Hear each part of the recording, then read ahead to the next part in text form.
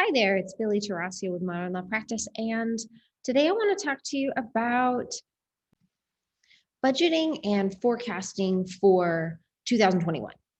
So, budgeting and forecasting is a pretty powerful tool that will help you make decisions on who you can hire, how much you should bonus, whether or not you should get additional office space, whether or not you can afford to invest in the new marketing campaign that you want to try.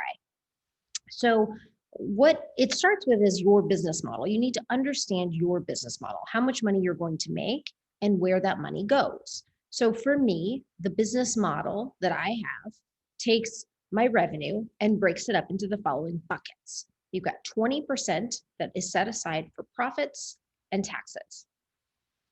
You've got 50% that is set aside for people. All people costs come out of this 50% bucket. That means any company trips, bonuses, gifts, benefits, all comes out of that 50% bucket. 10% goes to rent and other physical overhead.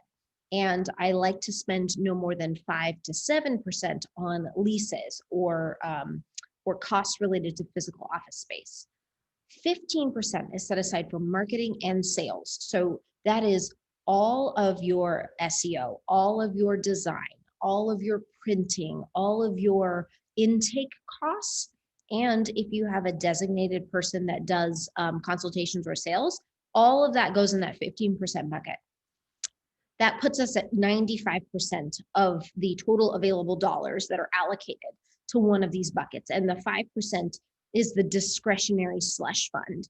So any of these buckets can go 5% up, or each one could be, 1% higher because we've got a slush fund of that 5% extra money available.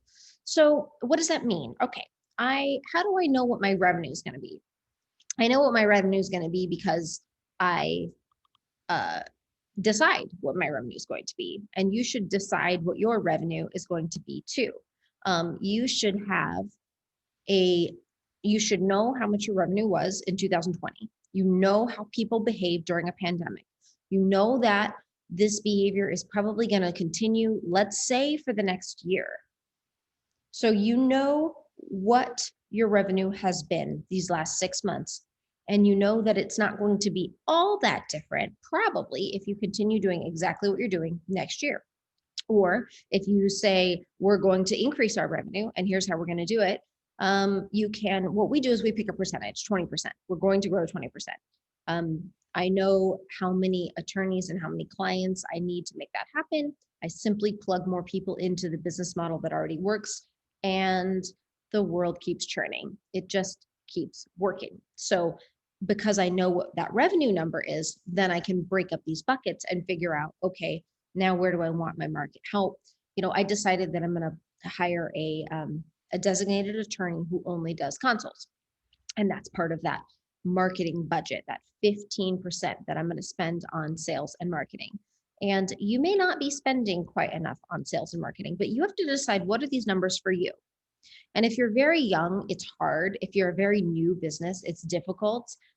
Your profits are likely much higher. Your overhead might be much lower. You don't have employees.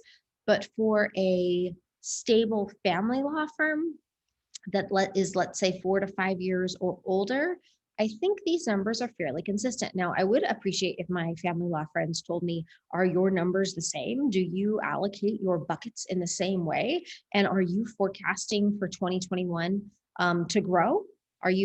How aggressive are you being with your growth model? That is how you can start budgeting and start making decisions.